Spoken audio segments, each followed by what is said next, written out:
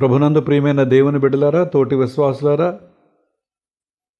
దేవాది దేవునికి జీవవాక్య ధ్యానాల పక్షంగా మనందరి పక్షంగా కూడా నేను వందనాలు తెలియజేస్తున్నాను. వీక్షిస్తున్న మీకు కూడా నేను శుభాలు అందిస్తున్నాను, దైవాశీస్సులు అందిస్తున్నాను. ఇంతవరకు కాచి కాపాడిన దేవునికి హృదయపూర్వకమైన వందనాలు నేను తెలియజేస్తూ ఉన్నాను. ఈరోజు మన యొక్క ధ్యాన వాక్య భాగంగా సామెతల గ్రంథం 18వ అధ్యాయం 12వ వచనాన్ని ధ్యానం చేద్దాం. ఆపత్తు రాక మునుపు నరుని హృదయం అతిశయపడును, ఘనతకు ముందు వినయముండును. ప్రార్థన. కృపగలిగిన మా తండ్రి, మీ వాక్యాన్ని ధ్యానిస్తున్నాం. నా నోటి మాటలు, మా అందరి హృదయ ధ్యానములు మీ దృష్టికి అంగీకారయోగ్యంగా చేయమని యేసు నామమున అడుగుచున్నాం తండ్రి, ఆమెన్. ప్రియులారా, ఈరోజు మనం వినేటువంటి వాక్యానికి అతిశయమా వినయమా అనే చిన్న క్యాప్షన్ పెట్టుకుందాం. అతిశయమా వినయమా అనే చిన్న క్యాప్షన్ పెట్టుకుందాం. యాంబిషన్ అనేది కోరిక, మనందరికి తెలిసిందే. బ్లైండ్ యాంబిషన్, గుడ్డి కోరిక, లేకపోతే గుడ్డి వాంఛ అని చెప్పుకుందాం. ఏంటంటే ఏమైనా సరే అది ఎంత ఖరీదైన మూల్యం చెల్లించాల్సి వచ్చినా కూడా నేను సాధించాలి అనేటువంటి దానిని ఏమంటారంటే బ్లైండ్ యాంబిషన్ అంటారు. ఈ యాంబిషన్ అనే మాట మనం జాగ్రత్తగా ఆలోచన చేస్తే, ఒక విషయం ఉంది, మనం ఏదో అనుకున్నాం, లేకపోతే చేద్దాం అనుకున్నాం, సాధించాలనుకున్నాం, అదన ఇది ఏదో దాని చుట్టూ తిరుగుతూ ఉంటాం. మన ఆలోచనలు, ఉద్దేశాలు, తలంపులు అన్నీ కూడా దాని చుట్టూ తిరుగుతూ ఉంటాయి, గోయింగ్ రౌండ్. ఇంకా ఏమైనా సరే ఇది నేను సాధించాలి అనేటువంటి ఒక బలమైన తీక్షణమైనటువంటి కోరిక, అది ఫేమ్ కానీ, పవర్ కానీ, వెల్త్ కానీ, ఘనత కానీ, లేకపోతే ఒక అధికారం కానీ, డబ్బు కానీ, ఏదైనా కానీ. ఏమండి, జీవితంలో నేను ఏదో ఒకటి అయిపోవాలి. ఏమైపోవాలి? ఒక ప్రముఖుడిగా అయిపోవాలి, లేకపోతే ఒక గుర్తింపు కలిగిన వ్యక్తిగా నేను ఉండిపోవాలి, నిచ్చెన పైమెట్టుకు ఎక్కిపోవాలి, లేదా ఆ పర్వత శిఖరం మీద కూర్చుని పర్వత రాజుగా నేను ఉండాలి. బ్లైండ్ యాంబిషన్ అనే మాటకి మీకు అర్థం చివరిగా ఏమంటాడంటే, నా దారిలో నేను అనుకున్నట్టుగా, నేను అనుకున్న ప్రకారంగా నేను చేశాను, నా దారిలో నేను వెళ్ళాను, ఎవరి దారిలో కాదు అనుకుంటా. ఏమంటే కొన్నిసార్లు ఇలాంటి కోరికలు గల వారిని మనమే తయారు చేస్తాం కొంతమందిని. ఆ తయారు చేసిన వాళ్ళని మన పిల్లలకి రోల్ మోడల్గా చూపిస్తాం. మీరు అలా ఉండాలి, ఇలా ఉండాలని. కొన్నిసార్లు వాళ్ళ ఫోటోలు ఇంట్లో పెట్టుకుని మనకు తెలియకుండానే ఆరాధన చేస్తూ ఉంటాం. మన పిల్లలకి తరచుగా ఆ ఫోటోలు చూపించి వాళ్ళని ఏదో ఒక రకంగా ఇన్స్పైర్ చేయాలని మనం అనుకుంటూ ఉంటాం. ప్రియమైన దేవుని బిడ్డలారా, ఇవన్నీ కరెక్టే, ఇవన్నీ జరుగుతూనే ఉంటాయి.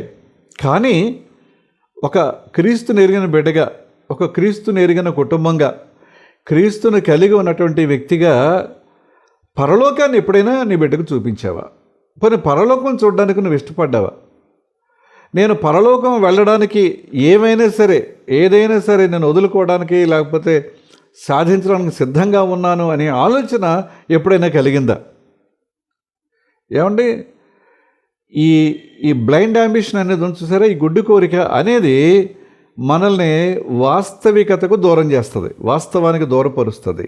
ఏమంటే అధికారం, ప్రతిష్ట, ఇవన్నీ కూడా అనిశ్చితతో కూడినటువంటి వ్యసనాలని చెప్తానండి. అంటే దురలవాట్లుగా మారి ఇది ఎంతవరకు వెళ్ళిపోతుందంటే, ఎంతవరకు అది ముందుకు వెళ్ళిపోతుందంటే అసలు మనల్ని ఆలోచించకుండా చేసేస్తుంది.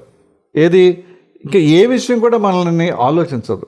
ఏమంటే ఆకలితో ఉన్న సింహం గర్జించి జంతువులను చీల్చివేసినట్టుగా ఈ బ్లైండ్ యాంబిషన్ చీల్చివేస్తుంది. అంతే. అది ప్రజలైనా కావచ్చు, మనం కుటుంబమైనా కావచ్చు, బంధువులైనా కావచ్చు, స్నేహితులైనా కావచ్చు, భర్తకు భార్య కావచ్చు, భార్యకు భర్త కావచ్చు. ఇవన్నీ ఇంకా కనిపించవు మన కంటికి. ఇవన్నీ మనకు అసలు ముఖ్యమైనవిగా, విలువైనవిగా, ప్రాముఖ్యమైనవిగా అనిపించవు. ఎంత ప్రమాదకరమైన పరిస్థితితో చూడండి. ఆపత్తు రాక మునుపు నరుని హృదయము అతిశయపడును, ఘనతకు ముందు వినయముండును అనే మాట అందుకని మీకు జ్ఞాపకం చేస్తున్నాను. కనుక ఈ బ్లైండ్ అంబిషన్ అనేటువంటి ఈ ఈ ఈ గుడ్డి కోరికలకి, ఈ గుడ్డి వాంఛ అనే దానిని దేవుడు అంగీకరిస్తాడా? ఆయన ఉపేక్షిస్తాడా?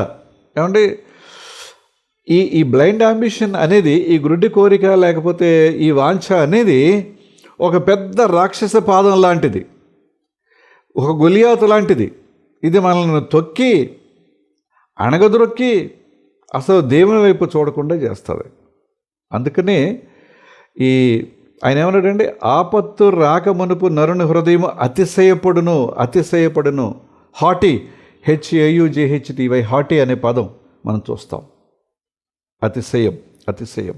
ఏమండి, సమూయేలు 2వ గ్రంథం 22వ అధ్యాయం 28వ వచనాన్ని చూస్తే, శ్రమపడు వారిని నీవు రక్షించదవు, ఆయన నా పేరట ఆయనను నమ్మి విశ్వసించి ఆయన అడుగు జాడల్లో నడుస్తూ ఎవరైతే శ్రమ పడతారో ఆయన వారిని రక్షిస్తారు. గర్విష్ఠులకు నీవు విరోధివై వారిని అణిచివేసెదవు. గర్విష్ఠులకు విరోధివై వారిని నీవు అణిచివేసెదవు. చూసారండి, జాగ్రత్త పిల్లరా. ఆపత్తు రాకముందు నరుని హృదయము అతిశయపడును, ఘనతకు ముందు వినయముండనే మాట మనం ధ్యానం చేస్తున్నాం. కనుక ఈ బ్లైండ్ యాంబిషన్ అది వచ్చిన తర్వాత ఇక మనం ఎక్కడ ఉంటామండి? ఎక్కడో విహరిస్తూ ఉంటాం. భూమి మీద ఉండదు, మన పాదాలు భూమి మీద ఉండవు.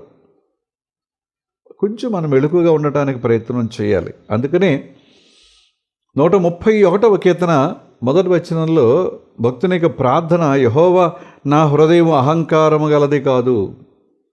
దేవునితో చెప్పుకుంటున్నాడు, అయ్యా నా హృదయము అహంకారము గలది కాదు. చెప్పగలమా ఈ మాట దేవునితో? అయ్యా నా హృదయం ఇంతవరకు ఎప్పుడు అహంకారంతో కూడి లేదు, అహంకారం గలది కాదు అని చెప్పగలమా దేవునితో? ఒకవేళ దేవునితో నోటి మాటగా చెప్తే మన హృదయం ఆయనకి తెలుసు. అంచేత ఎంతవరకు ఆయనతో ఉన్న నిజాన్ని, వాస్తవాన్ని చెప్పగలమో లేదో ఆలోచించుకోవాలి. యెహోవా నా హృదయం అహంకారం గలది కాదు, నా కన్నులు మీరు చూసినవి కాదు. ఎక్కడికో ఉన్న వాస్తవాన్ని చూడకుండా ఎక్కడో గాలిలో చూసే చూపులు కాదు నావి. నాకు అందని వాటి ఎందైనను గొప్ప వాటి ఎందైనను నేను అభ్యాసము చేసుకొనటలేదు. అందని వాటి ఎందైనను గొప్ప వాటి ఎందైనను నేను అభ్యాసం చేసుకోవటం లేదు. మనకు అందరివి చాలా ఉంటాయండి, గొప్పవి చాలా ఉంటాయి. అది మన స్థాయికి సరిపోదు. కానీ దాన్ని మనం గుర్తించి నేనేంటి, నా స్థాయి ఏంటి, నేను ఎంతవరకు నా స్థాయిలో నేను ఉండాలి. దేవుడు నన్ను ఏ స్థాయిలో ఉంచాడు? 5 తలాంతుల స్థాయిలో ఉంచాడా? 2 తలాంతుల స్థాయిలో ఉంచాడా? 1 తలాంతు స్థాయిలో దేవుడు నన్ను ఉంచాడా? ఏ స్థాయిలో దేవుడు నన్ను ఉంచాడు అనేది మొట్టమొదటి మనం గుర్తించాలి, దానిని గ్రహించాలి. ఆ తర్వాత మనం వేసే ప్రతి అడుగు వేయడానికి మనం ప్రయత్నం చేయాలి. ఎందుకంటే 16వ కీర్తన 18వ వచనం చూస్తే, నాశనమునకు ముందు గర్వము నడుచును, పడిపోవుటకు ముందు అహంకారమైన మనస్సు నడుచును. ఒక వ్యక్తి నాశనం పడిపోవటం అనేది జరుగుతుంది, కానీ దానికి ముందు ఒక ఇండికేషన్, దానికి ముందు ఒక ఇండికేషన్ ఉంటుంది. ఏంటి ఆ ఇండికేషన్? ఏంటంటే నాశనానికి ముందు గర్వం నడుస్తుంది, పడిపోవడానికి ముందు అహంకారమైన మనసు వస్తుంది. కనుక ఈ గర్వం, అహంకారం అనేది మనలో ప్రవేశించకుండా మనం చూసుకోవాలి. ఈ గర్వం, అహంకారం అనే వాటికి మనం దూరంగా ఉండేటువంటి ప్రయత్నం చేయాలి. ఎదురవుతాయండి. కొన్నిసార్లు మనతో పని చేయించుకోవాలనుకున్న వారు మనల్ని పొగుడుతారు. కొన్నిసార్లు ఇంకేంటో రకరకాల ప్రలోభాలు, అభ్యాసాలు, నీ ఎంత గొప్పోడు లేడు, లేకపోతే నీ ఎంత మనగాడు లేడు, లేకపోతే నీ ఎంత మనగత్త లేదు, లేకపోతే ఇంకా ఏంటంటో వాళ్ళ పనులు అవటం కోసం జాగ్రత్త పడాలి. అందుకనే ఇంకా కొంచెం ముందుకు వెళితే సామెతల గ్రంథం 21వ అధ్యాయం 24వ వచనం, 21వ అధ్యాయం 24వ వచనం చూస్తే, అహంకారమైన గర్విష్ఠునికి అపహాసకుడని పేరు. అహంకారి అయిన గర్విష్ఠునికి అపహాసకుడని పేరు ఎవరు పెట్టారు? లోకమే. ఆ వేళ నిన్ను పొగిడి నిన్ను ఈ స్థితికి తీసుకొచ్చిన వాళ్ళే నీ వెనకాల ఈ పేరు పెట్టి నిన్ను అపహాస్యం చేస్తారు. అట్టివాడు అమిత గర్వముతో ప్రవర్తించును. వీళ్ళందరూ ఏదో అంటే నేను అదనుకుని, వీళ్ళందరూ పొగిడితే నేను కాబోలు అనుకుని, వీళ్ళందరూ నన్ను హెచ్చిస్తుంటే ఇక అంతకంటే నాకంటే గొప్పవాడెవడో లేడనుకుని నేను అనుకుని ఒకవేళ నేను గోతులో పడిపోతున్నానేమో. అందుకనే అతిశయమా వినయమా అనే క్యాప్షన్తో ఈరోజు వాక్యాన్ని వినేటువంటి ప్రయత్నం మనం చేస్తున్నాం. ప్రియమైన దేవుని బిడ్డలారా, యెషయా గ్రంథం 10వ అధ్యాయం 33వ వచనం చూస్తే, చూడుడి, ప్రభువును సైన్యములకు అధిపతికి యెహోవా భీకరముగా కొమ్ములను తెగగొట్టగా మిక్కిలి ఎత్తుగల చెట్లు నరకబడును, ఉన్నతమైనవి పడిపోవును. ఈ అహంకారం, గర్వం అనేది దేవునికి ఇష్టం లేదు. దేవునికి అస్సలు అది ఆయన సహించని విషయాల్లో ఇది ప్రాముఖ్యమైనది. వద్దు. ఆయన ఒక కొమ్ములను నరికినట్టుగా, ఎత్తైన చెట్లు కొమ్మలను నరికినట్టుగా వాళ్ళని ఆ స్థితికి తీసుకొస్తాడు. కనుక ఆయన మనలను హెచ్చించే కొద్దీ, ఆయన మనలను ఘనపరిచే కొద్దీ ఎంతగా తగ్గించుకుంటే అన్ని ఆశీర్వాదాలు పొందుతాం. యోహాను గారి దగ్గరికి తండోపతండాలుగా వస్తున్నారు. స్వయంగా ప్రభువారే వచ్చి ఆయన దగ్గర బాప్తిసం పొందారు. బహుశా ఆ రోజుల్లో ఆయన్ని చాలామంది పొగుడుంటారు, చాలామంది గొప్పగా హెచ్చించే ప్రయత్నం చేస్తారు. ఎందుకంటే ఆయన జనాల్లో లేరు, జనాల్లాంటి వస్త్రధారణ లేదు, జనాల్లాంటి ఆహారం లేదు. చాలా ప్రత్యేకంగా ఉంటున్నారు, పవిత్రంగా ఉంటున్నారు. ఆయన మాట కూడా చాలా స్వచ్ఛంగా ఉంటుంది. కానీ ఆయన అన్న మాట ఏంటంటే, ప్రభు హెచ్చవలసి ఉన్నది, నేను తగ్గవలసి ఉంది. ఆమేన్. విన్నారండి? ప్రభు హెచ్చవలసి ఉన్నది, నేను తగ్గవలసి ఉన్నది. ఏది? అందరూ అంత గొప్పగా హెచ్చిస్తుంటే ప్రభు వచ్చి ఆయన దగ్గర బాప్తిసం పొందితే యోహాను గారు అన్న మాట, బాప్తిసం ఇచ్చి యోహాను గారు అన్న మాట ఈ సమయంలో జ్ఞాపకం చేస్తున్నాను. జెఫన్యా గ్రంథం 3వ అధ్యాయం 11వ వచనం చదువుతున్నాను. ఆ దినమున గర్వమును బట్టి సంతోషించు వారిని నీలో నుండి నేను వెళ్ళగొట్టుదును. ఆ దినమున గర్వమును బట్టి సంతోషించు వారిని నీలో నుండి నేను వెళ్ళగొట్టుదును. గనుక వారు నా పరిశుద్ధమైన కొండయందు నీవిక గర్వము చూపవు, నా మీద తిరగబడి నీవు చేసిన క్రియల విషయమై నీకు సిగ్గు కలగదు. ఎందుకంటే తగ్గించుకోవట్లేదు. ఎదురు దెబ్బలు తగులుతాయి, కొన్నిసార్లు అవమానాలు ఎదురవుతూ ఉంటాయి అవమానాలు, కానీ సిగ్గుపడరండి. ఎందుకంటే ఒక చీకటి వారిని ఆవహించి ఉంది, ఒక గర్వం వారిని కప్పేసింది, ఒక అహంకారం వారిని ముంచేసింది. అంచేత వారు బయటికి రాలేని పరిస్థితి. కనుక మనం నేర్చుకుందాం, ఘనతకు ముందు వినయం ఉండును, ఘనతకు ముందు వినయం ఉండును. కనుక ఎప్పుడైతే నువ్వు తగ్గించుకుని వినయ విధేయతలతో దేవుని ఎడల అలాగే లోకల్లో కూడా నువ్వు జీవిస్తావో, నీకు తెలియకుండానే నువ్వు ఘనపరచబడతావు. సామెతలు 15:33లో ఒక మాట, యెహోవా యందు భయభక్తులు కలిగి ఉండుట జ్ఞానాభ్యాసమునకు సాధనము, ఘనతకు ముందు వినయముండును. యెహోవా యందు భయభక్తులు కలిగి ఉండుట జ్ఞానాభ్యాసమునకు సాధనము. అది ఈ జ్ఞానాభ్యాసం చేయాలి అంటే దేవుని ఎడల భయభక్తులు కలిగిన జీవితం జీవించాలి. ఆ టైంలో నువ్వెంతైతే తగ్గించుకుంటావో, వినయ విధేయతలు చూపిస్తావో, దేవుడు నిన్ను అంతగా హెచ్చిస్తాడు. 22వ అధ్యాయం 4వ వచనం సామెతల గ్రంథంలోనే, యెహోవా యందు భయభక్తులు కలిగి ఉండుట వినయమునకు ప్రతిఫలము. విన్నారండి? వినయానికి ప్రతిఫలం ఏంటంటే దేవుని ఎడల భయభక్తులు కలిగినటువంటి జీవితాన్ని ఒక వ్యక్తి జీవిస్తాడు. ఐశ్వర్యము, ఘనత, జీవము దాని వలన కలుగును. దేని వలన? యెహోవా యందు భయభక్తులు కలిగి ఉండుట వినయమునకు మూలము. ఈ భయభక్తులు కలిగి దేవుని ఎడల వినయ విధేయతలు మనం ప్రదర్శించడం వల్ల కలిగేది ఏంటంటే ఐశ్వర్యం కలుగుతుంది, ఘనత కలుగుతుంది, జీవము కలుగుతుంది. ఇంతకు మించి ఇంకేం కావాలండి ఒక వ్యక్తికి? ఇంతకు మించి ఒక వ్యక్తి ఇంకేం సంపాదించగలుగుతాడు? ఇంతకు మించి ఒక వ్యక్తి ఏమి సాధించగలుగుతాడు? ఇంకా ఇంతకంటే అత్యుత్తమైన స్థితి ఏమైనా ఉంటుందా? బంగారం గొప్ప, మంచిదే. దానికంటే గొప్పమైన లోహాలు ఉన్నాయి. అందులో కొన్ని మనం ఎరిగి ఉంటాం, కొన్ని తెలియకపోవచ్చు, కొన్ని చూసి ఉంటాం, కొన్ని అసలు చూడకపోయి ఉండొచ్చు కూడా. కనుక మన కంటికి కనిపించేది బంగారం కనుక దానికంటే కొంచెం పై మెట్లు ప్లాటినం కనిపిస్తుంది. ఆ తర్వాత మిగతావి మనకి కనిపించవు, కానీ చాలా విలువైనవి. ఆ విలువైన జీవితం కలిగి ఉండాలని దేవుడు మన నుండి ఆశిస్తున్నాడు. ఎవరైతే ఆయన యందు ఈ భయభక్తులు కలిగి వినయ జీవితాన్ని కలిగి ఉంటారో దేవుడు వారిని హెచ్చిస్తాడు, వారిని ఆయన గౌరవిస్తాడు. ఏమండి, ఆదికాండం 45వ అధ్యాయం 13వ వచనం చూస్తే, ఐగుప్తులో నాకు కలిగిన సమస్త ఘనతను మీరు చూచినది యావత్తు నా తండ్రికి తెలియజేసి త్వరగా నా తండ్రిని ఇక్కడ తీసుకురండి. యోసేపు తన అనగాళ్ళతో అంటున్నాడు, ఐగుప్తులో నాకు కలిగిన సమస్త ఘనతను ఒకసారి మీరు జ్ఞాపకం చేసుకోండి. మీరు చూసారుగా, అవన్నీ వెళ్ళి మా నాన్నగారికి చెప్పండి, మా తండ్రికి చెప్పండి. దానికి ముందు ఆయన ఎంత తగ్గించుకున్నాడండి. బ్రతిమాలుకున్నాడు, గోతులో పడేశారు. బ్రతిమాలుకున్నాడు, వర్తకులకి అమ్మేశారు. బ్రతిమాలుకున్నాడు, ఆ వర్తకులు వచ్చి పొతీఫర్కి అమ్మేశారు. అక్కడ జరిగింది, అక్కడి నుంచి జైలుకు వచ్చేసాడు. జైలులో 2 సంవత్సరాలు ఉండిపోయాడు. కానీ తాను తగ్గించుకోవటం వల్ల ఫరో తర్వాత వ్యక్తిగా, ఫరో తర్వాత సింహాసనం మీద తాను ఆసీనుడైనట్టుగా మనం చూస్తాం. కనుక ఆయన అంటాడు, ఐగుప్తులో నాకు కలిగిన సమస్త ఘనతను.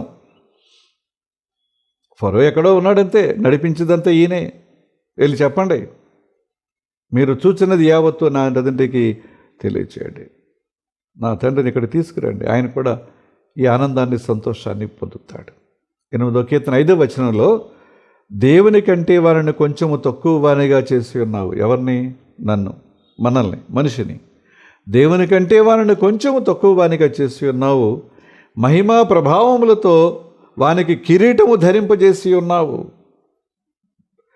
6వ వచనం, నీ చేతి పనుల మీద వానికి అధికారం ఇచ్చి ఉన్నావు. దేవుడు తక్కువ చూశాడండి మనల్ని? తక్కువలో పెట్టాడా? కించపరిచాడా? ఎప్పటికప్పుడు మనల్ని హెచ్చిస్తూనే ఉన్నాడు, ఘనపరుస్తూనే ఉన్నాడు. ఎంతగా అంటే ఆయనకంటే కొంచెం తక్కువ వానిగా మాత్రమే మనల్ని చేశాడట. మహిమా ప్రభావాలు అనేటువంటి కిరీటం మన తలపైన పెట్టాడు. నీ చేతి పనుల మీద వానికి అధికారం. అన్యాయం చేశారు, పేర్లు నువ్వే పెట్టన్నారు. మీరు ఫలించండి, అభివృద్ధి చెందండి, పరిపాలించండి, లోపరుచుకోండి, ఇదంతా మీకోసమే.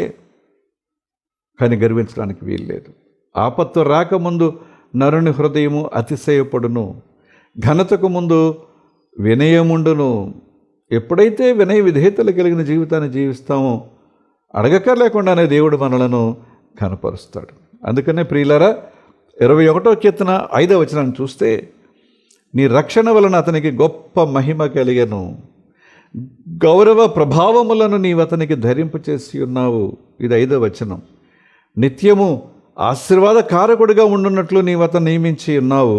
నీ సన్నిధిని సంతోషముతో అతనిని ఉల్లసింపచేసి ఉన్నావు. ఎవరైతే ఈ తగ్గించుకున్నటువంటి జీవితం, ఎవరైతే ఈ బ్లైండ్ యాంబిషన్ అనే దానికి దూరంగా ఉండి ఒక వాస్తవిక ప్రపంచంలోకి తాను నడవగలిగితే, ఉండగలిగితే, దేవుని మీద ఆధారపడగలిగితే, నీ రక్షణ వలన అతనికి గొప్ప మహిమ కలిగెను, గౌరవ ప్రభావములు నీవు అతనికి ధరింపచేసి ఉన్నావు.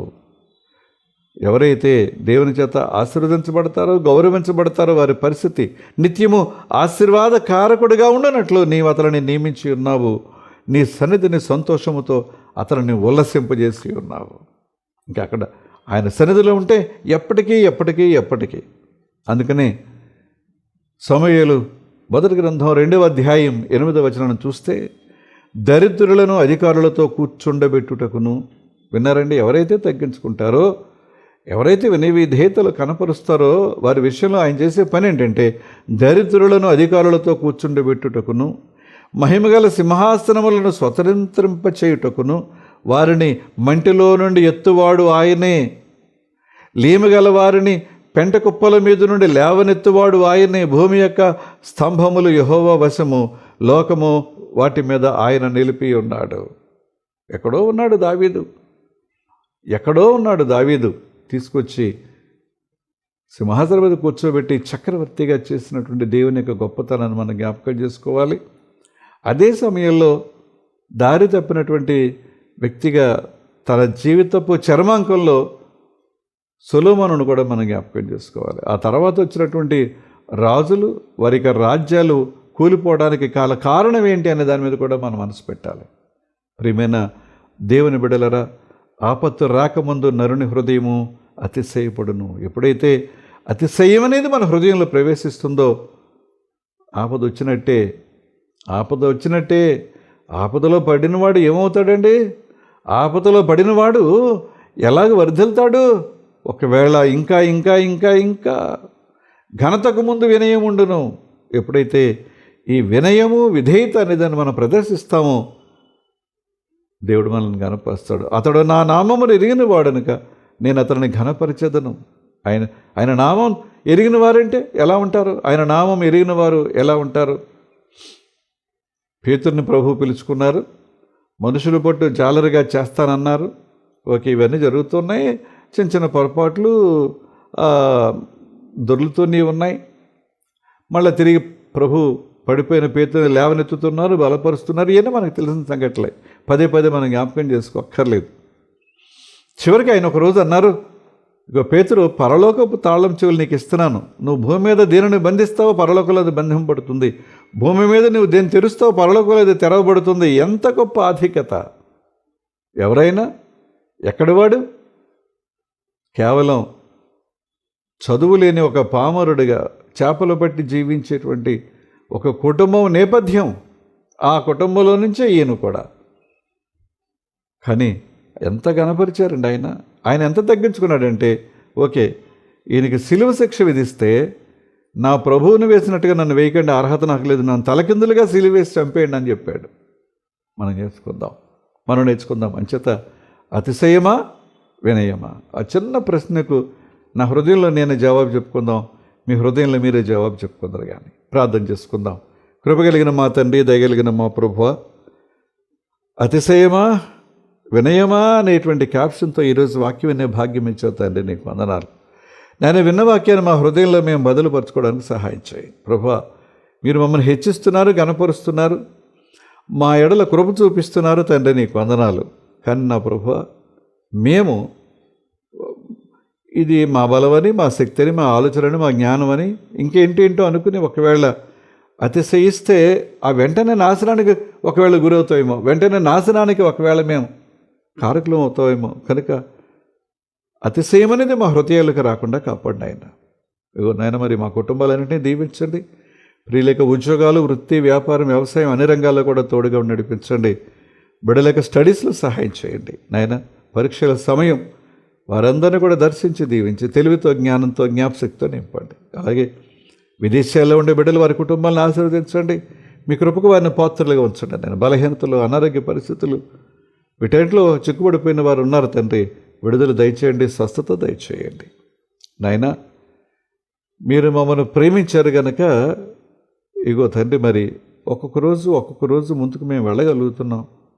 ఇంకా మీ కృపాక్షేమములు మా ప్రియుల వెంట రానిమని ప్రార్థన చేస్తూ, ప్రతి సమస్యకు మీ దగ్గర పరిష్కారం ఉంది కనుక నమ్మకంగా, విధేయతతో మా సమస్యలు మీ పాదాల దగ్గర పెట్టినప్పుడు తప్పకుండా మీరు మమ్మను ప్రభువా సంరక్షిస్తారు, విడుదల దయచేస్తారు, స్వాంతన చేకూరుస్తారు. దేవా మీకు వందనాలు. మరొక మంగళవారం ఎలాగో కలిసి ప్రార్థించే భాగ్యాన్ని ఇమ్మని, మీ కృపాక్షేమములు వింటున్న వీక్షిస్తున్న మా ప్రియులందరి కుటుంబాలపై కుమ్మరించమని యేసునామమున వినయంగా బ్రతిమాలి వేడుకొనుచున్నాం తండ్రి, ఆమేన్. పరలోకమందున్న మా తండ్రి, మీ నామం పరిశుద్ధపరచబడుగాక, మీ రాజ్యం వచ్చునుగాక, మీ చిత్తం పరలోకమందు నెరవేర్చునట్లు భూమి అందు నెరవేరునుగాక.